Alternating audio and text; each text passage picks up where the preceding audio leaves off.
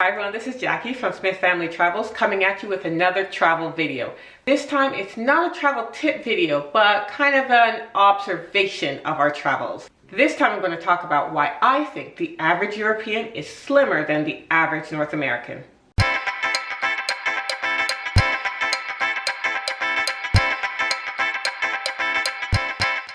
We've been to quite a few European countries like Greece and Spain and Portugal and France, and we've noticed that the average North American is much bigger than the average European. We kind of knew that Europeans have a supposedly much healthier lifestyle than the average North Americans, but it became really apparent to us when we were actually traveling to these places. So I'm sure that there are many other scientific factors that might contribute to the reasons why, the average European looks healthier or slimmer than the average North American, but I'm just going to talk about our observances as we travel. One of the major things we notice is that they walk everywhere. They walk to school, they walk to work, they walk to church, they walk to the grocery store, to the cafes.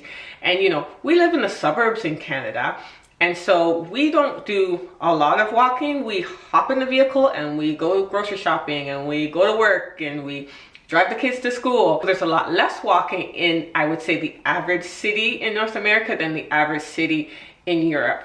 I remember when Patrick and I went to Paris by ourselves, so no kids, and we checked into the hotel. We asked the hotel clerk if we could walk to the Eiffel Tower from the hotel, and he said sure. It's about a 10-minute walk, and we're like, okay, that's doable. So he gave us the directions to the Eiffel Tower. We're walking and we're walking and we're walking, and we don't see the Eiffel Tower in 10 minutes or 15 minutes, but we are following his directions. So, we stop somebody on the street, we ask, are we in the right direction to go to the Eiffel Tower? And they say, oh yes, just, it's just a 5-minute walk. And then, they just assured us that we're on the right path.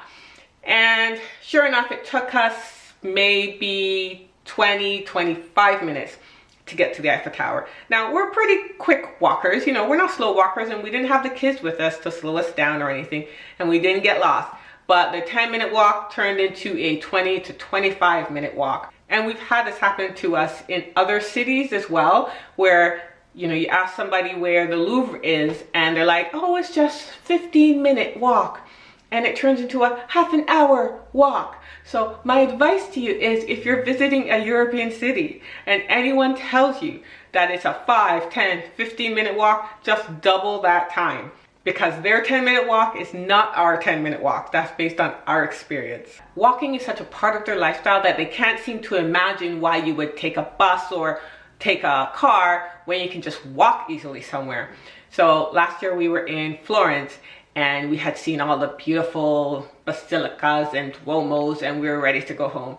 So I went into a store and I asked one of the employees there where the nearest bus stop was. So he asked me where our Airbnb apartment was. So I told him around, which area it is. And he said, oh, it's just a 10-minute walk. And he goes, it's easy to get to. And I said, no, we want to take the bus. Can you tell me where the bus stop is? And he looked at me like I had two heads. And he refused to tell me where the bus stop was. So I finally had to say, I have a 6-year-old, he's really tired, and we're traveling with my mother-in-law, and her knees are bothering her. And he's like, okay. The bus stop is, and then he directed us to the bus. So I walk out of the store and I'm dying with laughter, and I say to Patrick, can you believe the guy refused to tell me where the bus stop was because he wanted us to walk? And he must have thought, these lazy North Americans, they can't walk 10 minutes. And I knew it wasn't going to be a 10-minute walk. I knew it was going to be a 20-minute walk because we took the bus there. And I knew that that was not a 2-minute bus ride. So it certainly couldn't be a 10-minute walk. And another thing we observe is their small meals. Their meals are small. Every single meal is small. So I remember the first time we were in Rome, and it was just Patrick and me, and we stayed in a hotel with free breakfast. So I was like, okay, we're going to save some money. We can have the free breakfast. Well, a European-sized breakfast is very different from an American or Canadian-sized breakfast.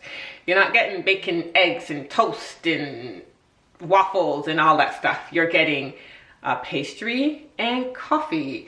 you might be able to get 2 pastries and coffee, and that is their breakfast. So I was quite surprised about that, but you know, it kept me full for a few hours, and that was fine. And I also noticed, you know, the portion sizes when you're in restaurants are very small. If you're getting spaghetti in Rome, you're not getting a huge plate. You're getting a small plate, and it actually fills you, but it's not a North American size portion. And I think also they linger when they eat. They sit down in a restaurant, they sit there for a couple of hours, they enjoy the food and they enjoy the company that they're with. And I've heard that if you eat slowly, you'll get the message that you're full, as opposed to eating quickly and eating too much and then feeling bloated. So take your time, relax.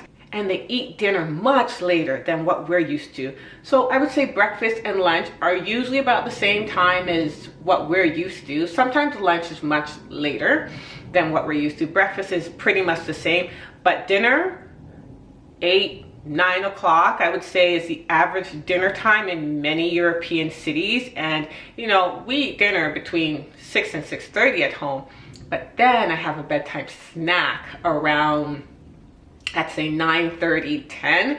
So I'm really eating 4 meals a day. I noticed that when we're in Europe and we're eating dinner 7, 8 o'clock at night, I definitely don't have a bedtime snack because I'm way too full. I've eaten my dinner much later, and so I'm actually eating less when I travel in Europe. I know I should try it at home, but I haven't done that yet because I really like my bedtime snack. This was just a quick video on why we think Europeans are a little slimmer than the average North American. If you have any comments, questions, opinions, post it in the comments below. And if you like this video, go ahead and click on the like button and subscribe. Until next time, this is Jackie Smith from Smith Family Travels saying happy travels.